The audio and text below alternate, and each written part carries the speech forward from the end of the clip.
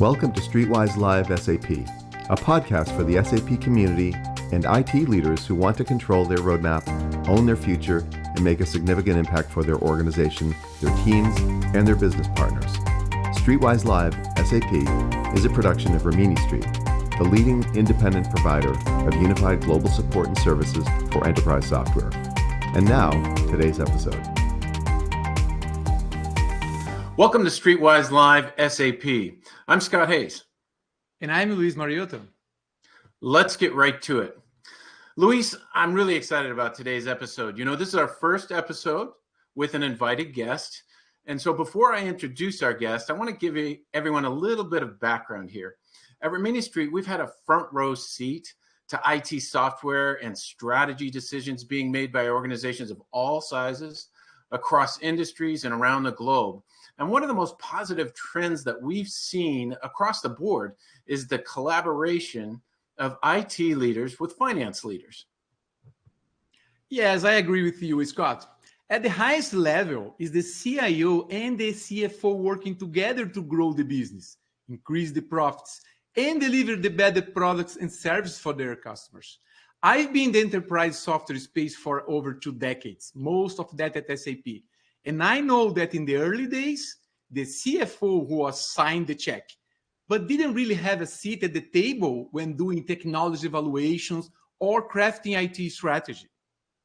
Exactly. But now we see CIOs and CFOs working together on these decisions. So is it because large IT investments have moved from CapEx to OpEx? Could be. Is it because many projects have this ability to advance the business and they fall into that digital transformation category? Could be. So to get an insider's view to this, we've invited Michael Perica, CFO of Rimini Street, to join us here today. Now, before joining Rimini Street, Michael served as a CFO for companies in the energy sector and held leadership roles with various Wall Street investment banks. He's joining us today from his home office near Seattle, Washington. Welcome, Michael. Hello, gentlemen. Great to see you and really appreciate the invitation and being on the show today. Hey, welcome, Michael. Good to have you. Scott said that I could jump right in the first question, so here you go. How you experience the change in relationship of the CFO to the CIO? So from a conceptual standpoint, moving very quickly away from how many dollars do I get, your classic bottom-up budgeting cycle, to how do I deploy and invest in technology as a strategic enabler of the business. Not just talking about keeping the trains running on time here. It's truly about innovation, bringing technology awareness to the executive table. And let's be clear, tech is moving so much faster than many CFOs, particularly your CFOs, I'll admit that, COOs and CEOs can keep up with. You know, we really depend on the CIO to know what's on the bleeding edge, the cutting edge, given all the options that we have out there. But it's really not about the shiny new object. It's really not just about the technology itself. It's about productivity, resilience, quality, customer and employee experience. And also, we can't say yes to all of it all at once. I don't know if anybody's P&L can support that. Together as a team, we have to discuss the innovations that make sense for the business, weigh your options, align the priorities accordingly. The successful CIO over the next 10 years will be thinking about business first, technology second. Yeah, that's great, Michael. So you mentioned options, in fact, more than once, by the way. And, you know, I've heard you use the word optionality before, which I didn't know was a word, but I looked it up and it is. So 1 point for Gryffindor. Now, tell us why optionality is so important to you. I do have a young daughter that's a Harry Potter fan, so that does resonate, Scott. There you go. Appreciate that. And there's really one word here, and we're talking about change. The world that we're living in today is certainly not the world we've lived in 5 years ago, or even much less 1 year ago. Moreover, a year from now, it's going to be different. And the last thing we should be doing, not just, from the finance perspective, is deploying our capital in technologies that would get us into partnerships that lock us up in something that's hard to change. Enterprise software vendors, though, I think they see the world a little differently. They want to make it difficult for us and or you to change out vendors. They work so hard to have low barriers to entry, but an extremely high barrier to exit. That gives me substantial pause. It always has. This is why I'm here at Rimini Street. Optionality. These are not simple, these structures. Sign up and pay monthly for your applications, your databases, etc. They're complex, highly customized, which is not a bad thing. It's right for your business. But the switching costs are so high, too high, and you typically find yourself so often get stuck paying more and more and more.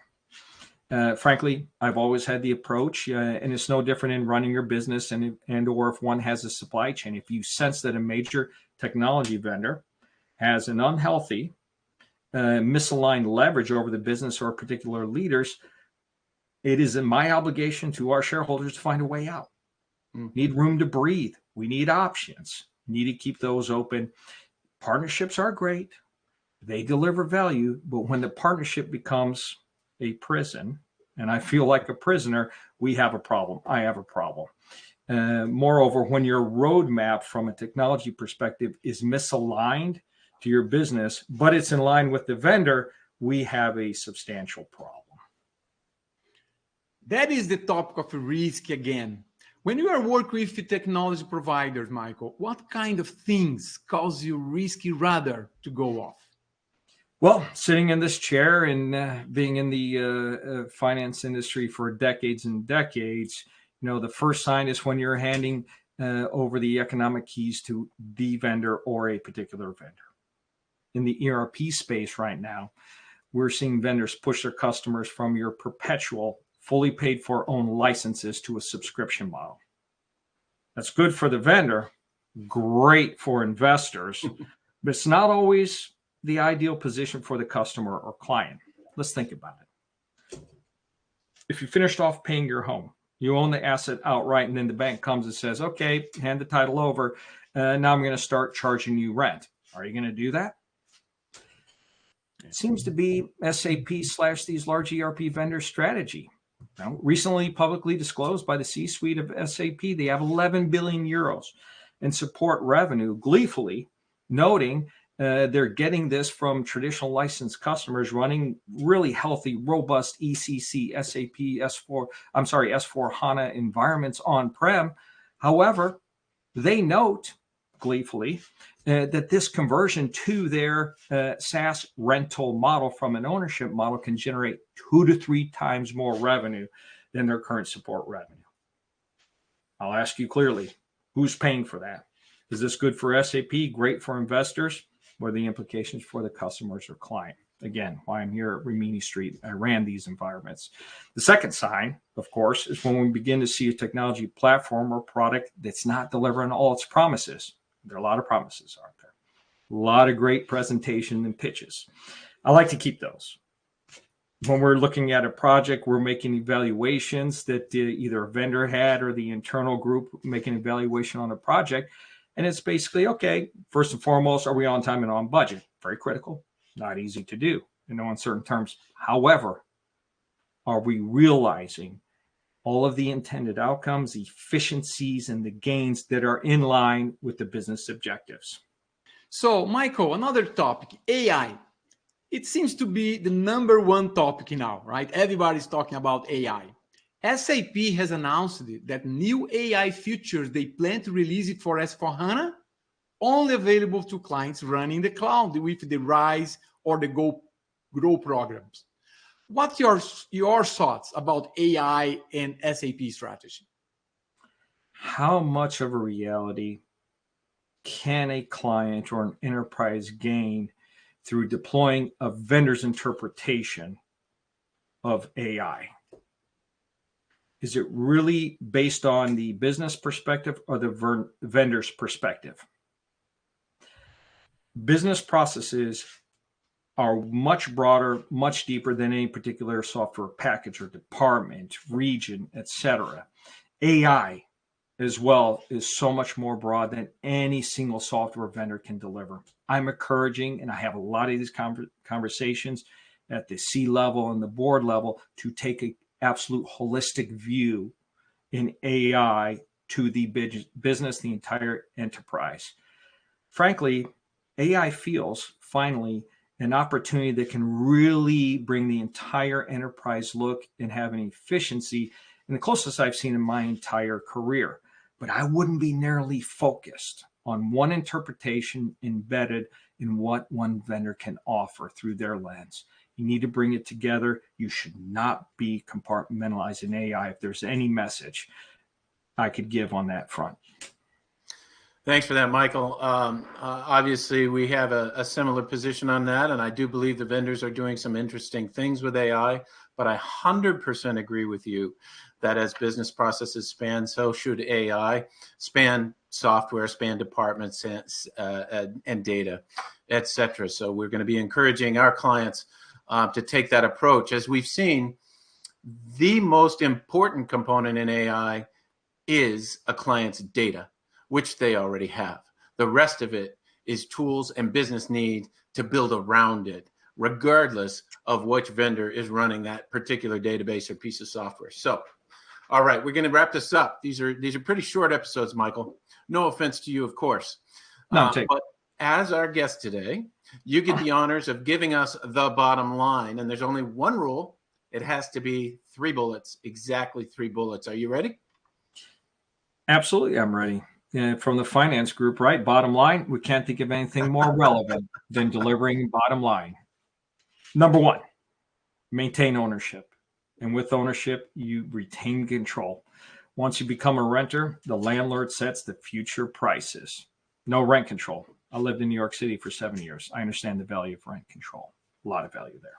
Number 2, insist, if I can't stress this enough, on a business-driven technology strategy. As referenced earlier, right? You know, the successful CIO partnership with the CFO over the next 10 years, it's business first. Work together at that C level. Think of the business first, utilize technology as an innovation.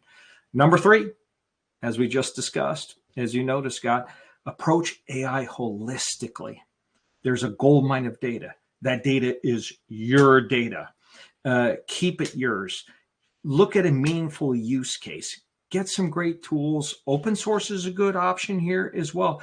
And get started now instead of waiting for the vendor that's going to ask you to allocate millions on replatforming with their own biased lens. Excellent. Thanks, Michael. Nicely done.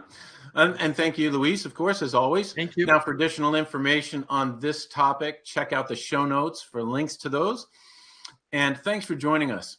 Hey, in our next episode, we're going to take a close look at the SAP skills gap in 2024. And spoiler alert, it is different than it was in 2023 for some very important reasons. You won't want to miss it.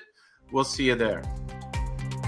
Check out additional episodes at riministreet.com/SAP Live.